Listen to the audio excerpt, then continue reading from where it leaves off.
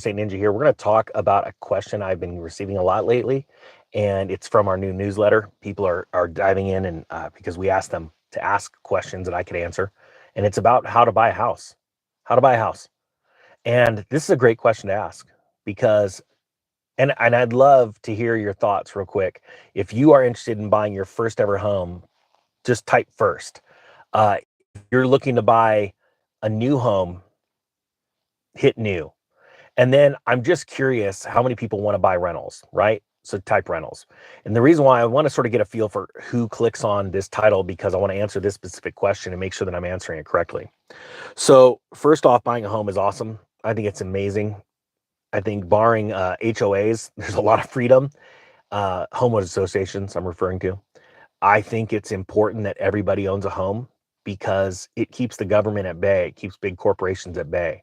Why do I say that? Because owning a home, uh, you are your own king. It is your castle. You are in charge of it. You are in command of it. You can make money from it. You could lose money with it if you do it wrong. But it is very important, I believe, that people, and I don't believe that everyone should own a home. Like, I don't believe that everyone has the right to own a home because rights come with blood, sweat, and tears. That's how our country is built, off the backs and the lives of amazing human beings, right? So everybody, if they try hard and they work hard, should be able to buy a home. Here's the thing. Home ownership has been sort of distorted in the last 20 something years since George Bush came out and said that they wanted to push everyone to buy a home because they wanted to fuel a housing bubble that then popped. And then the biggest corporations, led by ex-politicians, quite frankly, honestly, gobbled them all up. And it's a horrible thing to see.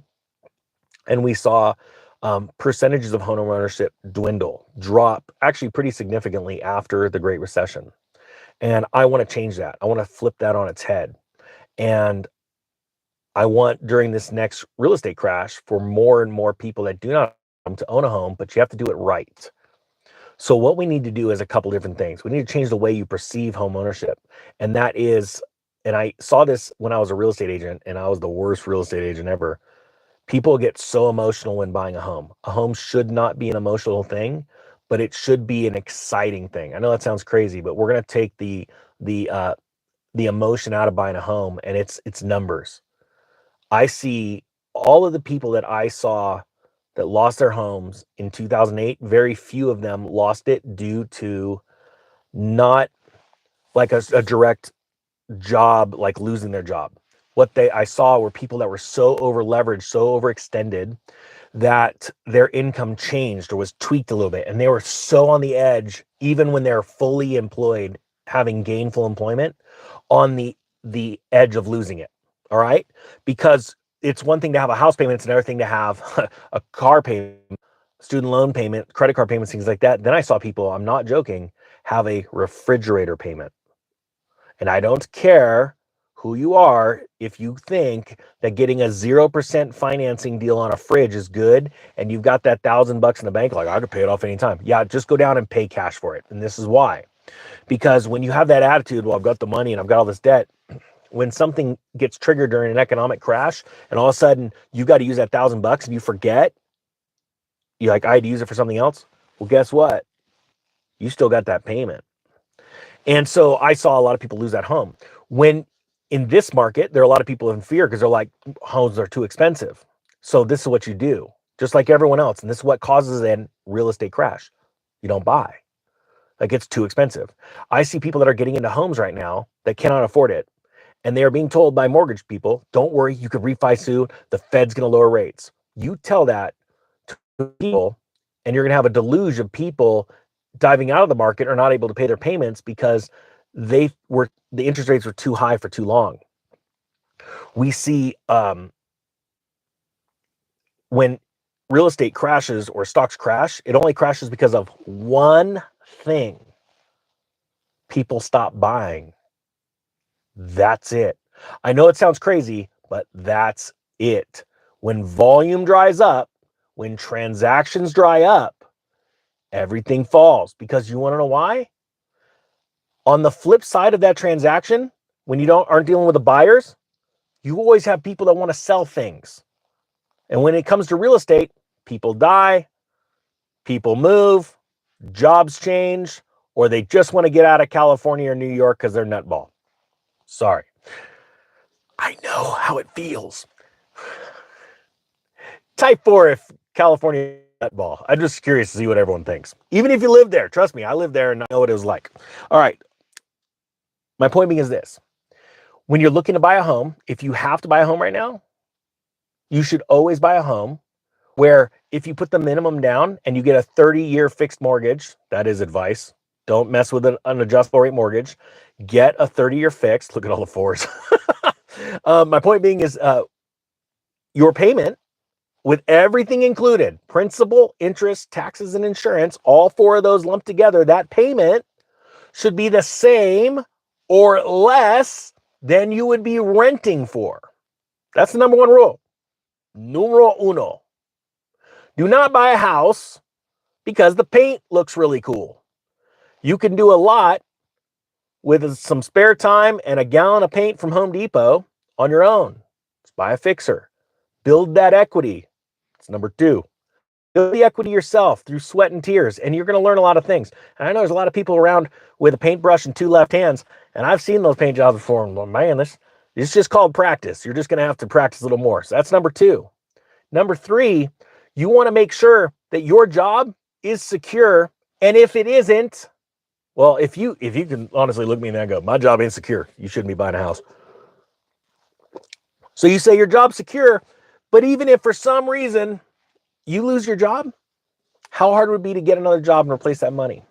That's number three. Number four, when preparing to buy a house, I'm not kidding, and this is going to hurt a lot of people, but it helped me when I had a hard time with my finances back in 2009. When they say you need to have 3 months of reserves saved away, you better darn well have that 3 months of reserves, because if you lose your job or something catastrophic happens to your finances, you make those three payments. You're going to have rights that nobody else has. I've told that story a long time ago. I'll tell it again soon. So you have an emergency fund that can get you through, keep you focused, because what happens is when people stop making bills and they've lost their job or they're underemployed, they're losing hours, things like that, they lose their minds. And that's the real thing. You don't want to lose your mind. You want to have your wits about you. And I talk about all this stuff because you're like, I thought we were talking about how to buy a house. You're talking about all this doom and gloom. This is one of the biggest transactions you may ever go into in your life. As a matter of fact, for 90% of homeowners, that is the case. It is their one and largest contract, their largest, gutsiest move, their largest risk. And so you've got to go into that risk having this plan, this battle plan on not only how to keep paying your payments, but then how to pay it off. You get into a mode where you pay one extra payment. Now think about this, one extra payment on your 30-year fixed mortgage. It pays your mortgage off in like 25 years, I think. I'm blanking on the numbers right now. And do you know how easy that is? Do you know how many people out of homeowners in America that actually get a tax return back that would be equal to or greater than one extra mortgage payment? It's a massive percentage. Now, the facts are most people do not pay that extra payment each year. It's absolutely phenomenal. As a matter of fact, you could get set up with mortgage companies to where you pay twice a month. It's still the same amount. It's the same amount, but because you're front loading, it's the way the interest is calculated. You're not paying that loan off even faster just by breaking up. Let's say you have a $4,000 a month mortgage payment. Oh, man, that's a lot. And you split it up into two $2,000 a month mortgage payments, once on the 1st, once on the 15th. Your mortgage gets paid off so much faster. It's insane because of the way the interest is calculated. It's little tips and tricks like that that you have to have going into before you go buy the house. I'm going to do this. When I go get the mortgage, I'm going to set it up to where I have bi-weekly payments. That's how I want people to go into buying a home. Why? Because if you've de-risked all of your decision-making process, then you are going to crush it. Now get yourself a 40-year mortgage. I know that sounds crazy. I'm going to do some videos on that. Because that's a totally different animal right there. Rentals are to be treated differently than your personal home. Thanks, Neil. It's so important. And with rentals, what I tell people, my first rental ever was a condominium in Lake Havasu, Arizona. And I started real small, it was $70,000 condo, and it rented for $740 a month. So I was well inside my 1% rule, 1%. And we're about to come back to 1%. I know it sounds crazy. Let me explain the 1%. You buy a $200,000 house, it better rent for, or a duplex, better rent for $2,000. I know it sounds crazy. I know that sounds crazy. That's coming back. That ratio of rent to mortgage amounts, I'm sorry, rent to purchase price amounts has been an even keel. I teach that in one of my real estate classes. And that's how you want to look at it. And that's when you can put down the minimum that a bank will allow you to put down, and you'll be an instant cash flow. It'll be a small percentage of cash flow. Your cash on cash will be amazing. But right now we have a bunch of investors running around putting down 30, 40, 50%. I'm like, you are not a real estate investor. A real estate investor has two goals when buying a home, when initially buying a home or a apartment to rent. They go, how much do I got to put in? And when am I getting my money back? Either through cash flow or a refi. When am I getting my money back? That is a true investor. A true investor, when he goes, how much money do I got to put in? Because I only want to put in the bare minimum. Why? Why would an investor, answer it down below, would want to put down the bare minimum? I'll come back to that. That is how simple investing is when it comes to people that have a plan and they keep crushing it from property to property. My first property, I put down the bare minimum. It was 10% on that one. Hold on, let me think. It's been a while.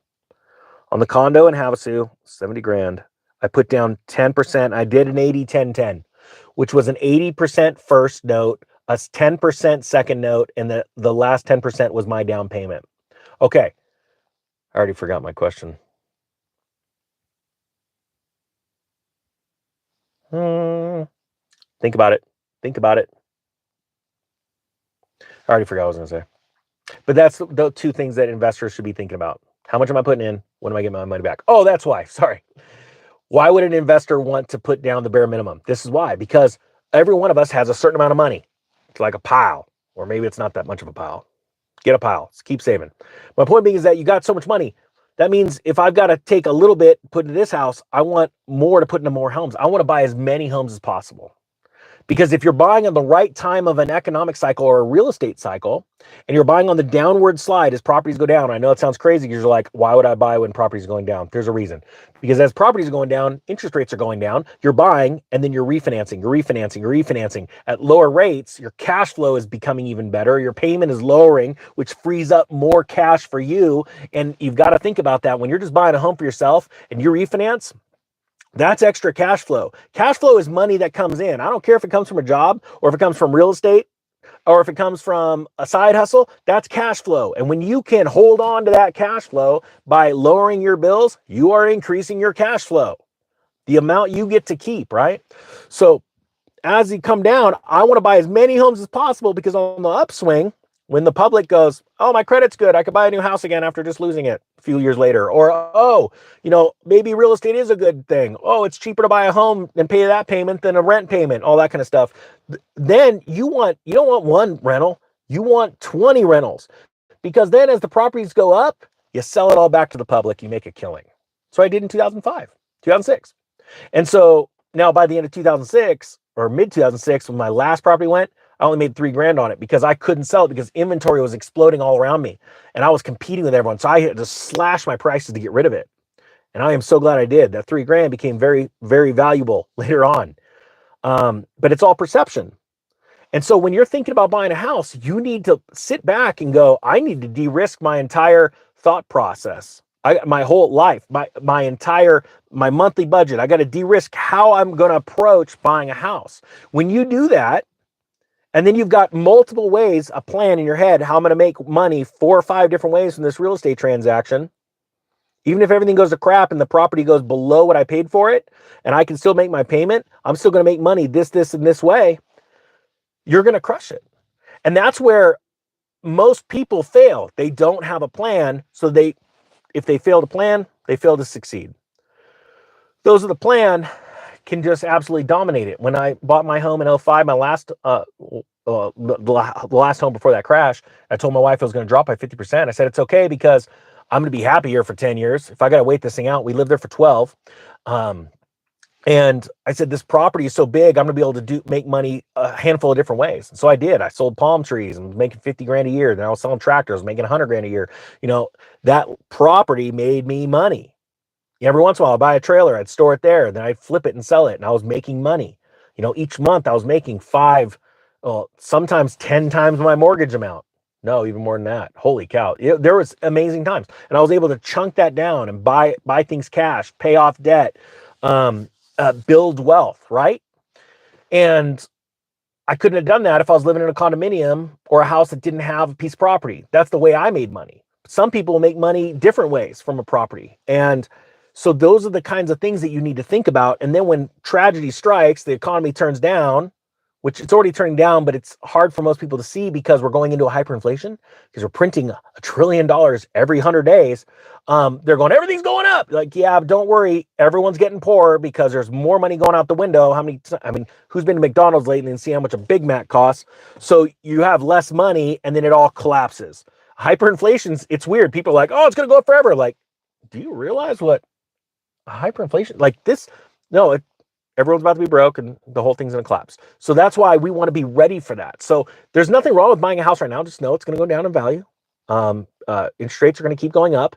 And just, they may drop interest rates just a little bit, maybe 3 different times, 25 basis points equaling 75 basis points, which equal 0.75%. I want you to understand this: politically driven, politically motivated. And then they're going to go, oh, weird, inflation ticked up because a bunch of people ran to the housing market or a bunch of people borrowed money and on margin and bought stocks. And we've got to crush inflation now. And then they're going to take the rate way up here. They've done it 4 times. Now, it could not happen. I'd be shocked if it didn't because I think the Democrats are wanting to do anything they can to just hold on to this. They're going to do everything to fool the American people and the world. But they also know that if they drop rates, what's going to happen to all those foreign bondholders around the world? They're going to be like, we already don't want to buy your crap. Now you're giving us even less of a reason, less of a rate of return. Think about that. So they may not, but I have a feeling they will, because I think a lot of people in our government have lost their minds or complete nutballs. Type 10 if you agree with that. That's a 10 right there. So I hope you got something out of this. I don't think there's anything wrong with buying a house right now. You need a place to live, and as long as it's cheaper or the same cost as renting, why the heck wouldn't you? Now, when it goes down, as long as you ain't going to move, you haven't lost any value. Okay? You haven't lost anything. But that's the whole point. See? You type 10 because you think all the people in the government are nutballs. I completely agree. Ugh. So I hope you got something out of this. If you want to join the newsletter, I'll put a link down below. I'm asking people to ask me questions, and I'm trying to formulate videos around that because I'm going to be honest with you. This is the truth. The ninja's not very well liked in the YouTube community because he's not fancy. He's not the normal person that's listen to me. And so my best work comes when people ask me questions, and it's really hard to think of stuff on the fly when you hit live and you just go, hey everybody. So I'm using this as interviews, and I'm going to talk about it. And so people have been asking me, how do I buy a house? There's my answer. I hope you got something out of this. You are all so amazing. The economic, I always screw that up. I'm not even joking. Real Estate Ninja is out. With JP Sears.